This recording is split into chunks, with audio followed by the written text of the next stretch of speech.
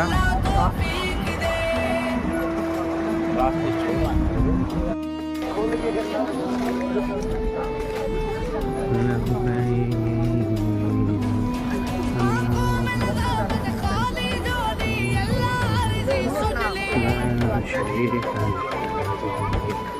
إن الحمد والنعمة لك والملك لا شريك لك अल्लाह। आज इंशाअल्लाह ताला अम्मी के नाम का उम्रा करने आया हूँ मस्जिद।